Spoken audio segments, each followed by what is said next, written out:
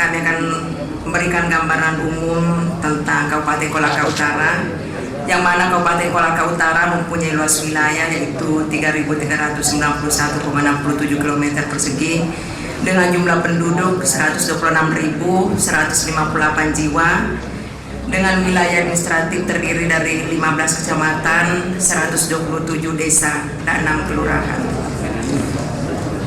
Kemudian potensi daerah yang dimiliki oleh Kabupaten Kolaka Utara yaitu ada 4 potensi yang menonjol saat ini, yaitu di sektor pertanian, kemudian perkebunan, perikanan, kehutanan, dan pertambangan. Potensi tambahan cukup banyak di berbagai lokasi, namun yang menjadi isu sentral saat ini adalah nikel dan emas. Jadi sudah banyak investor yang berminat untuk investasi di Kabupaten Kolaka Utara. Dan khusus luasan kawasan hutan, kami mendapat informasi dari sektor teknis yang dalam hal ini Dinas Kehutanan Kabupaten Kolaka Utara, bahwa angka-angka yang kami sampaikan masih terdapat perbedaan-perbedaan dengan data yang dari provinsi.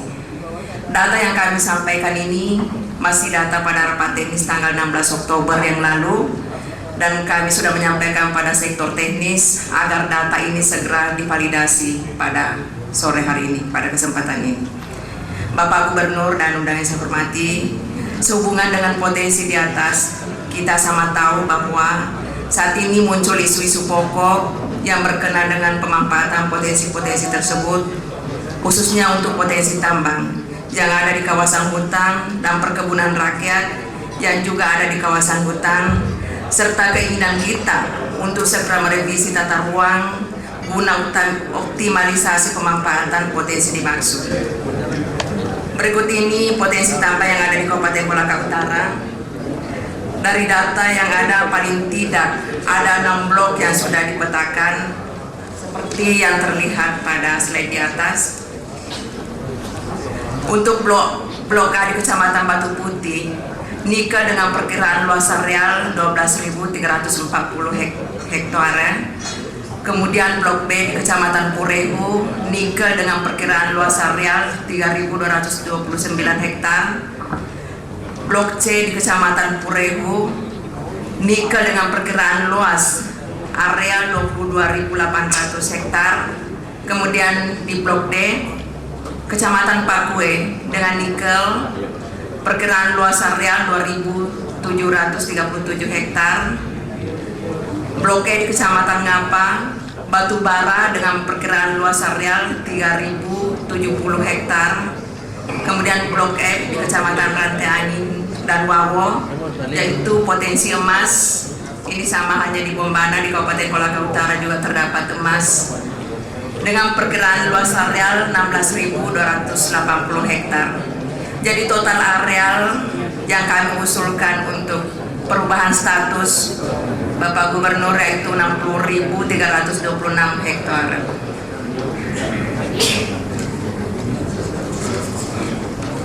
Kemudian isu lainnya adalah tentang revisi tata ruang. Revisi dimaksud berkaitan dengan optimalisasi pemanfaatan potensi daerah. Tentunya kita semua sadar bahwa dalam menggali potensi yang ada di kawasan hutan, khususnya di dalam kawasan hutan lindung, adalah pelanggaran yang serius. Namun kita pun sadar bahwa membiarkan masyarakat terhimpit dengan ekon-ekon kawasan adalah sesuatu yang tidak adil, tanpa memberi solusi terbaik pada mereka.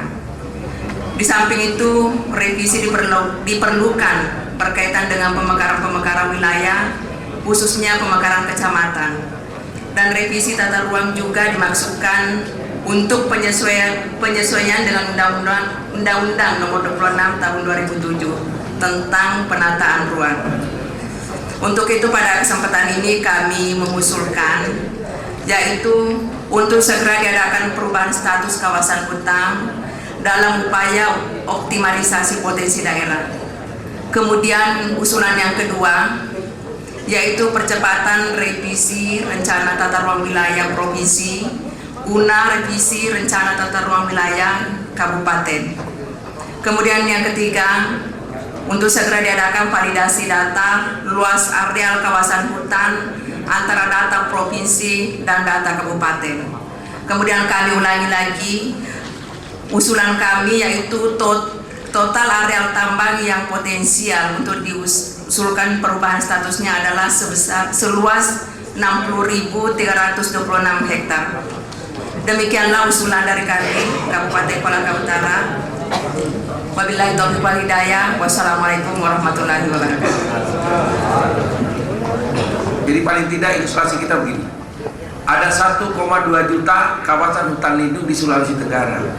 Dari 1,2 juta kita perlu hanya 250.000 hektar. 250.000 hektar berada di mana saja tempat-tempat itu. Nah, kemudian analisis keekonomiannya adalah dari 250.000 hektar itu terdiri dari jenis tambang mineral apa yang ada di dalam, plus dengan perkiraan harga. Totalnya itu yang akan menjadi analisis biaya dan pendapatan kita. Jadi sebetulnya sederhana ini.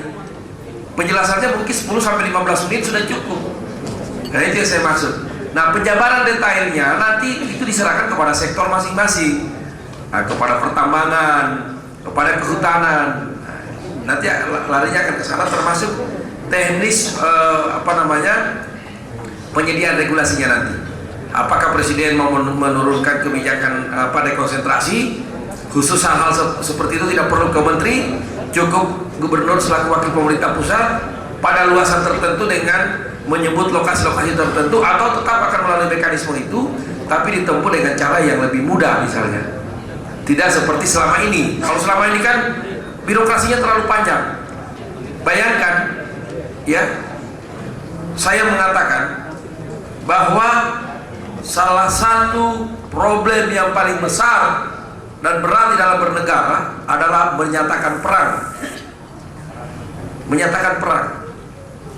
Di dalam Undang-Undang Dasar hanya 2 lembaga yang terlibat kalau mau ada perang, Presiden dan DPR.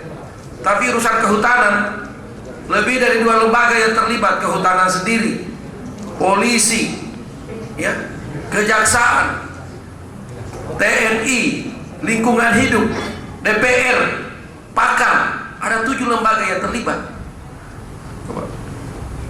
Nah, saya makanya menyampaikan kepada Departemen Kehutanan, coba direvitalisasi kembali sistem pengolahan kehutanan ini. Terlalu banyak yang terlibat. Seperti misalnya problem di Buton, kita mau membuat jalan, ini kan pelayanan sosial, tapi hutan lindung tidak boleh. Itu terjadi Lapuko yang lalu, Pak. Saya 2 kali bersama Bupati dan pimpinan DPR provinsi dan kabupaten minta ke Menteri, urusannya harus dari kehutanan ke DPR. Semua ketakutan karena masih sedang proses pemeriksaan KPK terhadap daerah yang lain. Padahal kasusnya beda. Kalau di sana untuk kepentingan apa? Komersil bisnis. Karena hutan bakau yang kemudian bagaimana sistemnya waktu itu dibuka untuk kepentingan pelabuhan. Tapi sebenarnya bukan itu masalahnya. Masalahnya karena ada suap menyuap sampai kemudian KPK masuk. Kalau Moramo dan Lapuko ini kasusnya lain. Memang daerah itu terisolir, tidak ada alternatif lain pada saat-saat musim tertentu tidak bisa dilayani, sehingga harus lewat sana. Tapi ini kemudian dia menjadi sama, atau dia menjadi perlakuannya sama dalam masalah yang berbeda. Nah, ini yang ingin kita mintakan penjelasannya supaya jelas, sehingga pada saat ini juga Presiden atau pemerintah pusat mudah meresponnya. Jadi kira-kira itu harapan kita kepada tim, ya. Jadi ini harus dibagi 2.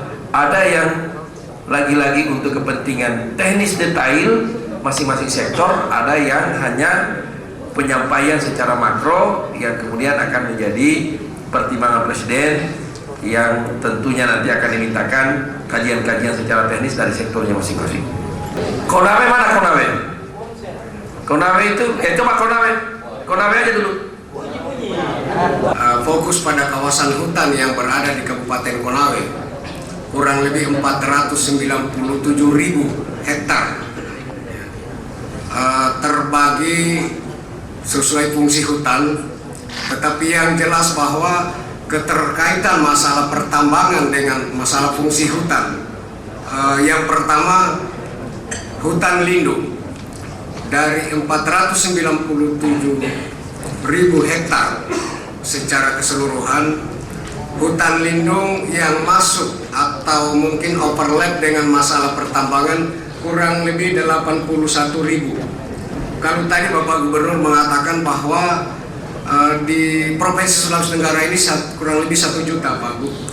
Berarti sepersekian dari kurang lebih 1 juta atau 100.000, 1 juta, iya 1,2 juta di Konawe yang terkait dengan masalah pertambangan dan hutan lindung 81.252 hektar.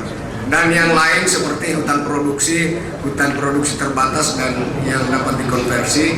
Saya kira secara keseluruhan kaitan dengan masalah pertambangan dengan berbagai fungsi kawasan hutan termasuk hutan lindung berjumlah 213.000 hektar dari luas kawasan secara keseluruhan 497.000 hektar. Itu secara umum Bapak Gubernur. Yang lain masalah keterkaitan dengan perkebunan, masalah keterkaitan dengan persawahan, saya kira secara detail sudah juga kita sampaikan kepada tim Bapeda Provinsi. Mungkin ada sesuatu hal yang kami ingin juga tambahkan atau sampaikan, terutama kepada bapak-bapak tim di provinsi. Saya tertarik tadi yang disampaikan Bapak Bupati Buton, karena saya minta maaf sempat juga merasa tadi. Artinya begini Pak, saya sebelum di Pemda tahun 80-an pernah jadi pegawai negeri kehutanan selama kurang lebih 9 tahun, termasuk daerah Lakudo, termasuk Mawasangka, saya juga ikut tim pengukur. Memang sekarang sudah saatnya kita harus berbicara terbuka kalau kita ingin mendapatkan sesuatu yang lebih baik dari masa-masa sebelumnya. Jadi memang bukan juga benar sekali, tapi sebagian sangat benar apa yang disampaikan Bapak Bupati. Artinya inilah barangkali kebijakan yang disponsori oleh Bapak Gubernur. Tetapi selain dari pertimbangan-pertimbangan teknis, ingin kami sarankan bahwa kultur ini kiranya dapat dimasukkan dalam suatu pokok pembahasan dalam kita memperjuangkan untuk pelepasan status kawasan. Karena mungkin bagaimanapun juga saya kira dari segi pertimbangan teknis saya kira tidak ada persoalan. Tetapi sentuhan hati nurani para pimpinan nasional terkait dengan kultur masyarakat yang ada di pelosok dan pedesaan yang merupakan haknya bisa menjadi masalah bagi dia. Zaman sekarang saja pal-pal batas yang ada, kalau tadi dari bau-bau mungkin dari Bapak Bupati Buton ada di belakang rumah, tetapi di Konawe di depan rumah, sehingga pal yang ada sekarang ini yang tinggi itu dijadikan tiang jemuran ya. Jadi saya kira ini sentuhan kultur Bapak Gubernur, mungkin ini sepele atau ini tidak berarti, tapi ini mungkin tidak terasa oleh pimpinan-pimpinan nasional yang berada di tingkat pusat. Nah, yang rasakan hanya kita yang diperhadapkan masyarakat yang ada di daerah.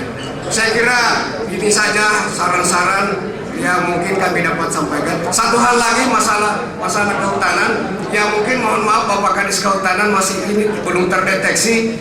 Masih banyak kita temukan kawasan hutan selain tadi dari Bapak Bupati Buton karena capek sehingga berhenti di situ saja palnya. Masih ada juga kawasan pusat-pusat pembibitan yang tidak diangkut lagi oleh orang yang digaji untuk menanam di dalam kawasan. Itu juga karena dia tumbuh dan berkembang di situ diukurlah menjadi kawasan hutan. Ini sangat ditoleransi. Terima kasih. Wassalamualaikum warahmatullahi wabarakatuh. Kalau gitu pantas ini kalau peran Departemen Kehutanan diintervensi oleh berbagai instansi. Ya, kalau melihat fenomena ini coba. Inilah semuanya yang ingin kita perjuangkan supaya dikembalikan pada fungsinya masing-masing. Jadi tidak lagi patoknya dipasang di sembarang tempat dan kadang-kadang sudah tidak bersesuaian dengan fungsi lahan itu sendiri. Bapak-bapak sekalian, jadi kita harapkan setelah masukan-masukan dari para bupati dan wali kota pada siang kali ini nanti tim akan lebih merinci secara detail lagi, dan saya minta supaya di blok saja, itu memudahkan di blok yang masing-masing wilayah sehingga tergambar nanti identifikasi dari wilayah-wilayah yang memang punya potensi khususnya taman-taman mineral yang berada di kawasan-kawasan hutan yang perlu mendapatkan kebijakan khusus oleh pemerintah pusat.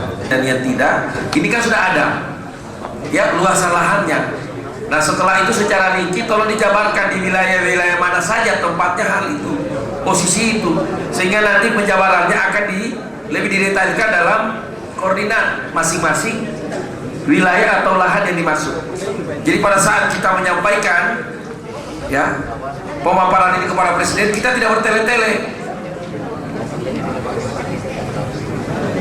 Nanti kalau memang masih kurang ini, nanti bisa minta bantu dengan BPN ya, BPN kehutanan, supaya itu dirinci lebih jelas posisi-posisi lokasi itu.